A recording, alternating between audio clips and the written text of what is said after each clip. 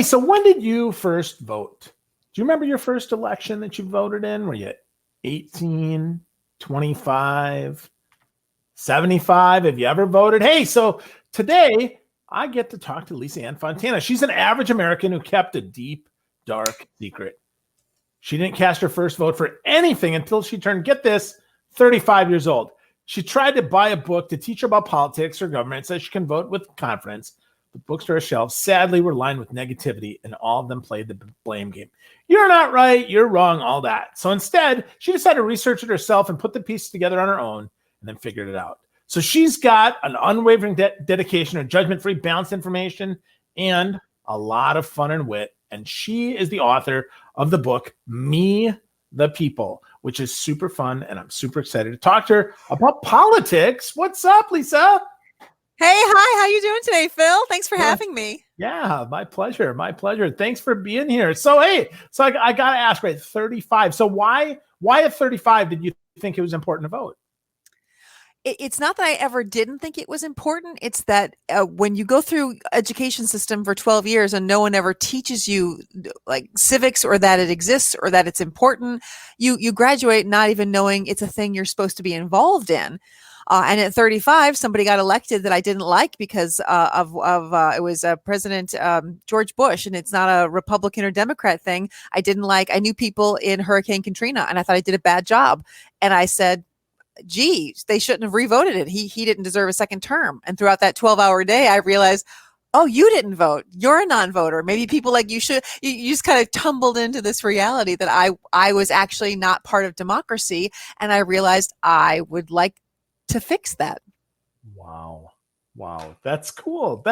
Yeah, it is interesting. I mean, I had a lot of civics, but I was a social studies nerd, and I probably took way more than I needed to growing up and thought I was eventually going to be a social studies teacher. But I know a lot of people who don't know anything about how things are elected. I mean, the Electoral College is confusing to a lot of people. So let's talk a little bit about kind of what is in the book here, because I think it's interesting that it is not just kind of about like, hey, vote for this person or that person, which is great, right? I really like that, because if it was, I wouldn't have you on the show, because that's not what we're talking about, right? But so how do you educate yourself? Yeah, so talk to us about how we get started here along this path.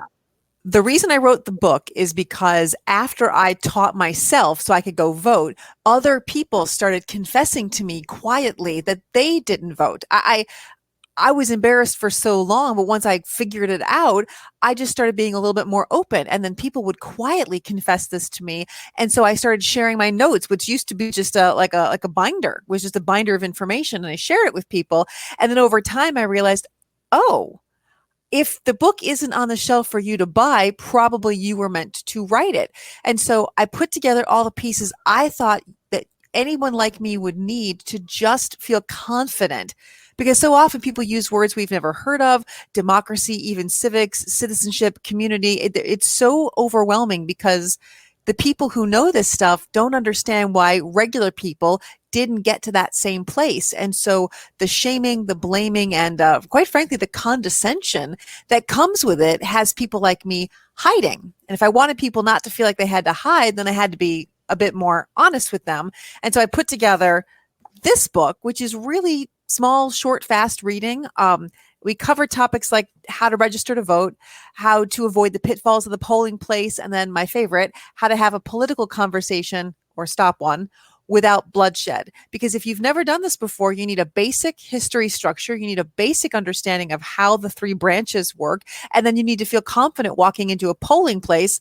By the way, the 92 million people I talk to, they don't even know what a polling place is. That is the level to which we have stopped teaching civics in our country. And so that's what I did with the book. And I made it really short and really easy. And if you notice, I put a smiley face on it, because if you walk into the bookshelves to buy something, everybody's unhappy. And I discuss parties so that people know what a party is, and to make sure people know they're not in the Constitution. There's no such thing. They don't exist. They're decisions made outside of that. So you can vote, you can get involved in your government without ever having to pick a side. You can just be an American who gets to look at what they see, decide on it, and then you can act on it or not act on it, depending on how you choose to do. Interesting. That's so interesting. Yeah, the whole part about talking about politics without bloodshed, I think that's underrated, Lisa. It really is. Because I mean, I look at my Facebook feed and I think, I want to kill somebody. They're horrible. People are mean, right? I mean, I want bloodshed because these people are they're mean and they make it personal and they make it hurt, right? So how do we get started on that conversation? Let's start there and let's talk about the rest of the book. Oh, I'd love to. Oh, here's what we do before COVID, I used to do these seminars live and we go to the library and I would get people to come in. My alter ego is Citizen Cupcakes.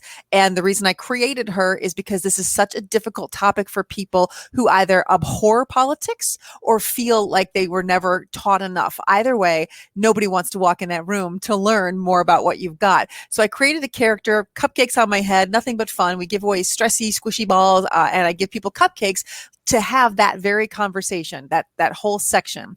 And I bring up two willing participants. I try to keep it to people who have no political affiliation. And we have a very lively debate. I'm telling you, you're going to think it doesn't get out of control. It does. On unicorns, on whether or not you can fly. If you're a unicorn, do you need secret wings? Are they magical? What do you think of the horn? The whole goal of that is to show people that we don't know how to communicate already. So before you add in the craziness of politics, we have to learn mutual respect, active listening, the ability to respond to someone without making it personal, and then understanding the difference between moral and political. Moral is about the behaviors of people as human beings.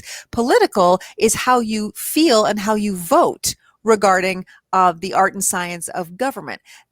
We're judging people politically into their moral life, and they're really not the same. Plus, when you go online, I tell everybody, if you want a happy life, stay off social media. Don't engage, because the only people who go on social media are going on to start trouble. So when you tumble into something innocently and you think, oh, I'll weigh in, there is very rarely is there another person like you who's going to have a lively discussion. They're only going to go out of their way to make you feel bad. Plus, we live in a world now where we don't teach the art of conversation anymore. So it's hard to know how to be civil when you don't know how to be respectful, when you don't know how to communicate, because you don't ever get the practice. And everyone's on their phone all the time, which makes it easy to pretend. When we were kids and your mom and dad said you had to look someone in the eye and say you're sorry and mean it, it's because it's a lot harder to treat someone badly if you have to look at them and feel how badly you feel when you see it in their face. But if you're on a cell phone, you don't ever have to feel that way. And so you're going to see it get really crazy online. So I always tell people, just be smart, don't start. If you can avoid Facebook and Twitter and Instagram, as far as conversation, go look for fun pictures. But I would caution you to avoid leaning in, because if nothing else, you're going to ruin your own day for absolutely no reason, because somebody who you wouldn't sit next to on a bus or have a drink with because they're not polite, you're giving them all this accidental credit and control over your day to feel angry, frustrated, upset. Does that make sense? That's so interesting. Yeah, it makes sense. It's comical to think that, well, yeah, it's hard, right? But it's comical to think about, the difference between growing up and your parents saying, hey, you got to say you're sorry and you got to mean it. You got to look the neighbor kid in the face and say, yep, I'm sorry that I punched you in the face. Mm-hmm. As opposed to now, I mean, all the time people post. I mean, I've even got a Facebook group that I'm part of that is talking about, cultural conversations that is not as friendly as we'd like it to be, because people are on both sides. It's really, really interesting that even culturally, it's so different to do. So, Lisa, I think it's kind of pie in the sky to think that people aren't going to do that, though. So how do we, without just avoiding it, how do we be more civilized online? How do we be more civilized with people?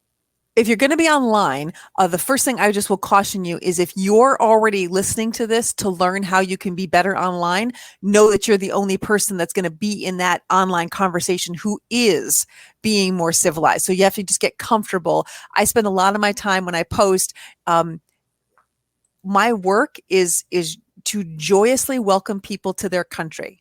My goal is to tap into, I call it dynamicism. And dynamicism is when you are so dynamic and we've encased it inside of you because we're not letting it out. So if you come in and you get comfy in your country and I show you how you can be wonderfully, you can take all your value inside and you can give it out to your community, your family, your state, and your country. Once we crack that open, you have to know everybody's going to attack it. And so you just have to get comfortable with that. Look for people like myself who are always going to be that beacon of, hey, if you're having a great day, come see me. If you're having a bad day, come see me to feel better. When you get somebody who is rude to you, you have to know the difference between somebody who's just being rude because they disagree with you or being rude because they are a bad online person. So you can try active listening. It's hard to do when you're texting, but say, I hear what you have to say, and here's my response. When someone responds negatively, this one can often help. Sometimes they'll just leave, but either way, it's okay. And it's, I learned it from Jack Canfield. When you, I imagine, and it makes me feel.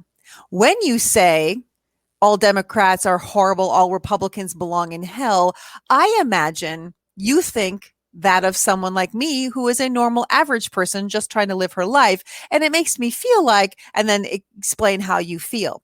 Sometimes you will have somebody actually respond to that and say, no, that's not what I meant at all. And then of course, sometimes you'll have people who are going to be really rude. You, as long as you can put your focus on the fact that never, ever let somebody else's opinion of you matter to who you are and what you're doing. If you can let that go, then you're free to use these techniques online. And if you can't, then again, I would say no online for you, like me. I stay off of it. And I work cupcakes for a living on my head. Believe me, there are lots and lots of people who take a lot of shots at me. I'm okay with it because I know there's 92 million people out there who need what I do. And for them, I'm willing to stand up. If you don't need that in your day, then yes, do anything you can to not be in a bad conversation. Yeah. No, that's solid advice. I'll buy that. So one of the things though that you say is about avoiding the media, which I think is really interesting. Like how do we avoid the media and still be informed? I mean, that's like saying, you don't have to learn how to read.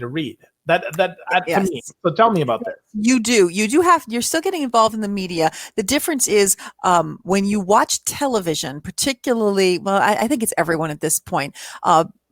40 years ago, we had over 50 media companies. Now we're down to 4. So the message gets to be completely and exactly what maybe 4 people want it to be every day. I find that something to immediately distrust. No 4 people should be in charge of the message, and they are. It's a Disney Corp, Media Cast. There's 2 others. I can't think of them, but just they're just so that's too small for a country with big ideas and people with the ability to do great things.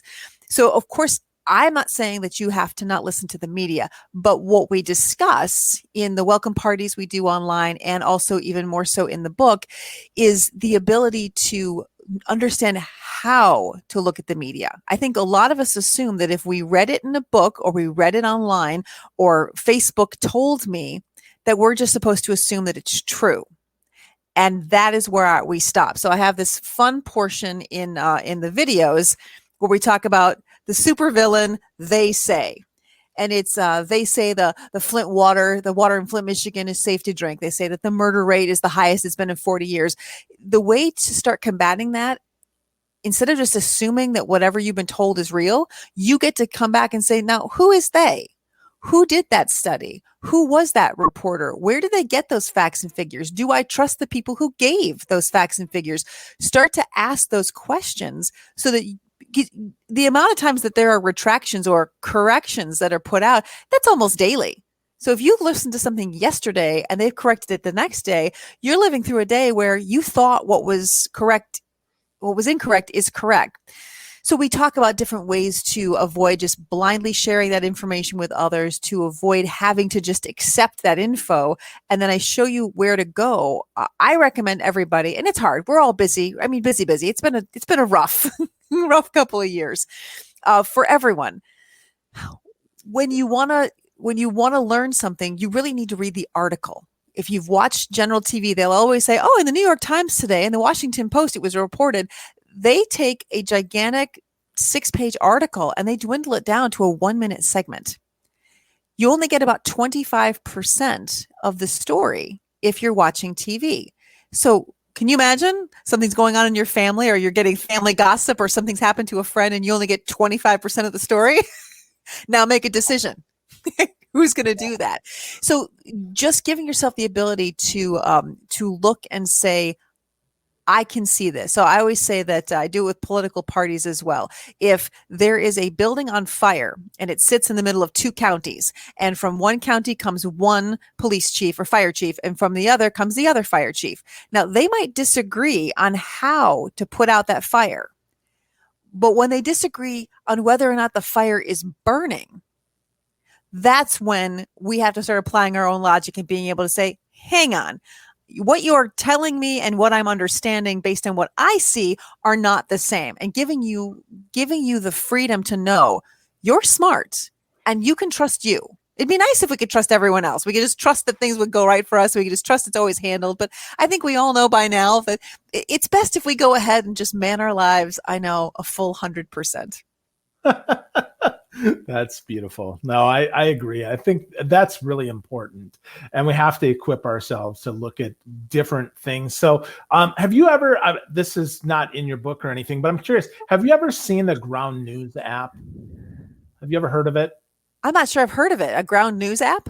Yeah, so it's called Ground News. What it does is it takes the main stories of the day, and it'll actually show you what the far left is reporting, what the center is reporting, and what the right is reporting.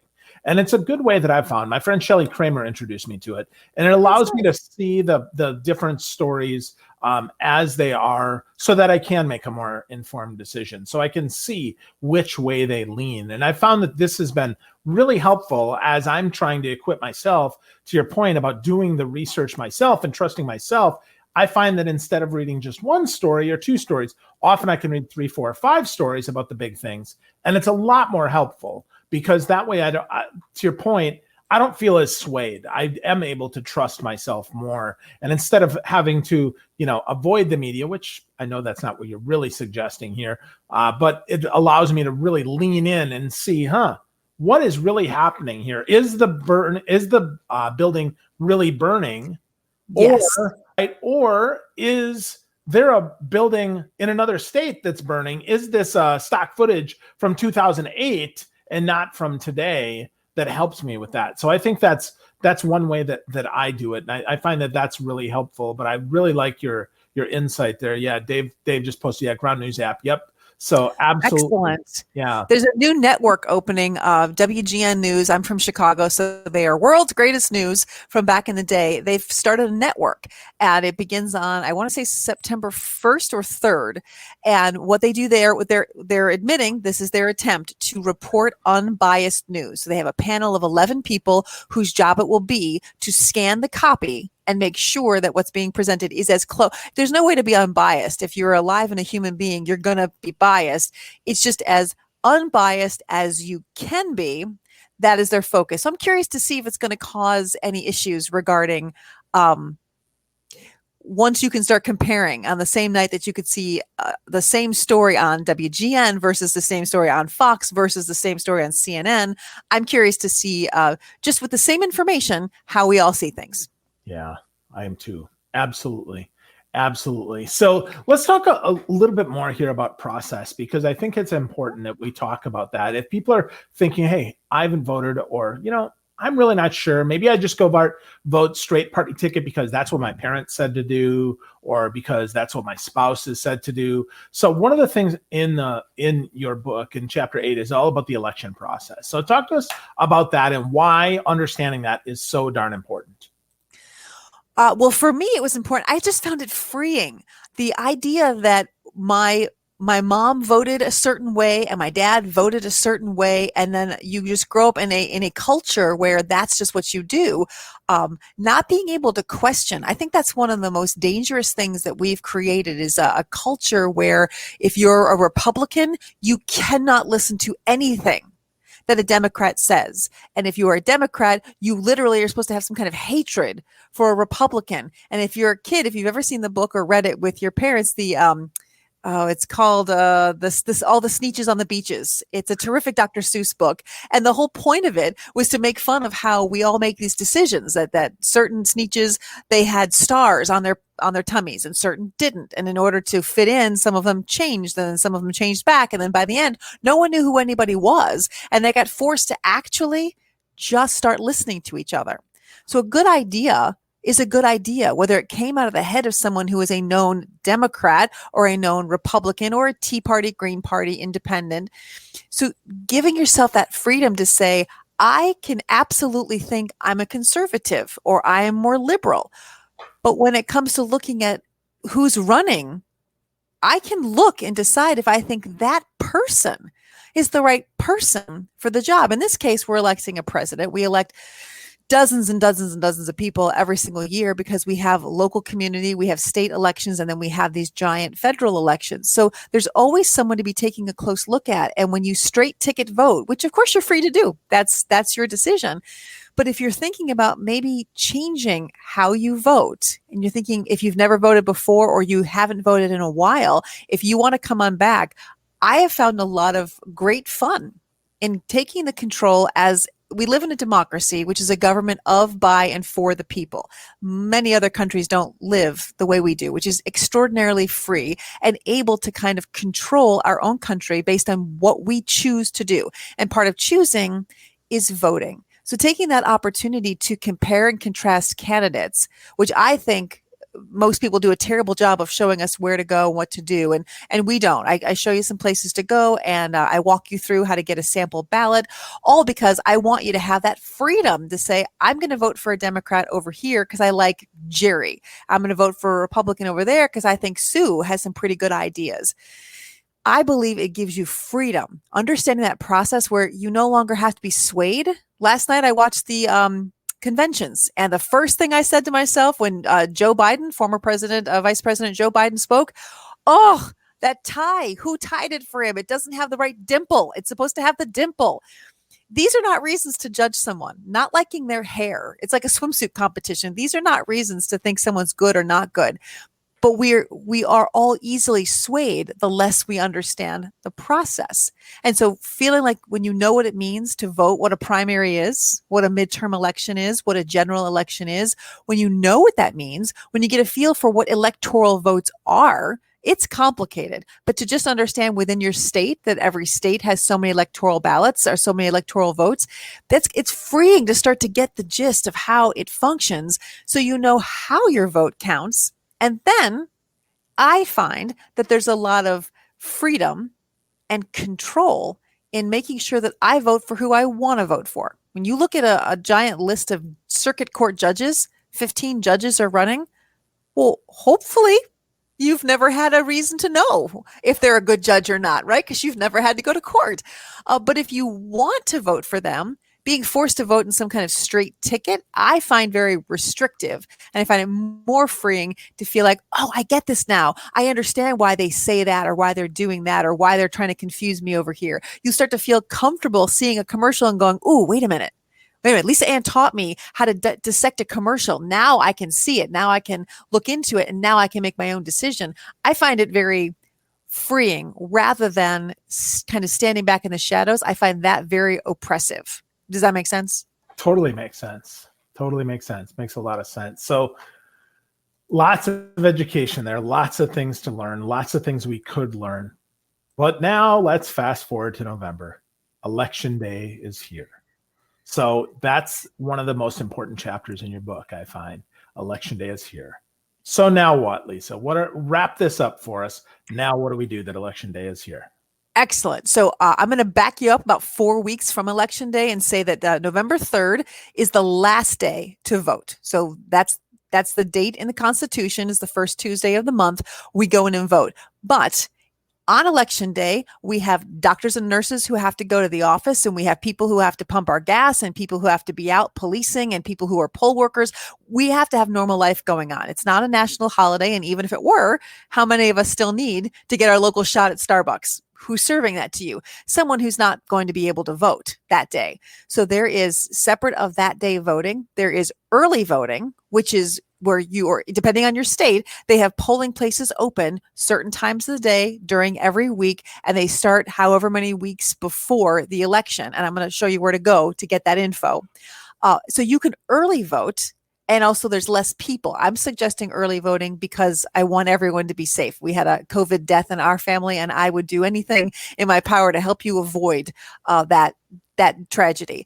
So early voting gives you that. Separate from that, mail-in ballots, they are safe. You can forget about what's on TV and let me just take a look. And we're putting out a video, I think early next week, that walks everyone through how to fill out a mail-in ballot. And again, I'll give you the location to go request one online so that you can pre-vote. I like mail-in ballots because you can sit with your ballot, look everything up on the computer, make a decision, and you get to fill out each circle until you're done. Put it back, and you can either mail it or you can drive it to your supervisor of elections office. And they have, just like if you're dropping off your water bill, they have a place where you can drop off right into the slot. And then you're done. You even get your I voted sticker in the mail. If you're going to go on voting day on November 3rd, then I always tell everybody, I want you to pack a meal, something to drink, and one of these, because you're going to have to be patient because the lines can be long. And then wait your turn. Go in. You can check ahead of time to see what you have to bring, depending on your state. In Illinois, you don't need to bring anything, but in Florida, you need to bring your state ID. So you can go in, you get your ballot, you cast your ballot, you'll get your sticker, and then you get to leave. So it's less complicated and a lot more fun. Voting by mail is a little quiet, but voting in person, if you're a first-time voter, everybody will cheer for you. So if you want to be cheered for, that's the place to go. Cheering. I've never seen cheering. That's fun though. Really? Yeah, no, I've never seen any cheering going on, but I guess I voted in a little town where everybody knew my name. So that's probably why. Well, depending on your age, if you're just turning 18 and this is your first big vote, or a lot of new moms come in and haven't ever voted before, so they get to hold the babies, and everybody gets, they do a lot of first time. Yay. Yeah. As well we should. There you go. Absolutely. So Lisa, if there's anything else as we bring this home here, anything else you want people to know about voting or about politics that they can't even find in the book, or that you have as insight, or anything at all, what would that be? I would say go to our YouTube channel, because we've got the 60-second civics program. It's going to be 100 videos when it's done, and it's all 100 questions that will be asked of an immigrant when they take their citizenship test. And we will not test you. This is just an opportunity for you to learn at 1.5 minutes to 2 minutes here and there every day. In the end of a year, without any effort at all, you could know everything you need to know about working and living and having citizenship in your country. Every Saturday night from now until the election, we run our own online welcome party. It's a lot of fun. It's about 1 hour and 20 minutes. It's free. We'd love for you to join us. You can find us at Facebook. If you just go to my website, methepeoplevote.com, you can find us there. You just click on Facebook, and right at the top, you can register, or you could just come 7 p.m. Eastern on Saturdays. And that's where we answer any questions you've got. And then we just go through our program of doing everything to make you feel comfy in your country. Awesome. So folks, get comfy in your country. Vote. It is your civic duty, especially if you're educated about it. Don't vote because you feel obligated, but do vote as an educated person. Check Lisa Ann out. Go to methepeoplevote.com. She's got an awesomely helpful book and lots of videos, as she mentioned, 7 p.m. Eastern Saturdays. You can check her out on Facebook, but go to methepeoplevote.com. It will help you. If you're confused, this is a place to go. So Lisa, thank you so much for spending some time with me today. This was a lot of fun and very educational. Thank you. Good. Yeah, good stuff. Thanks so much. See you soon.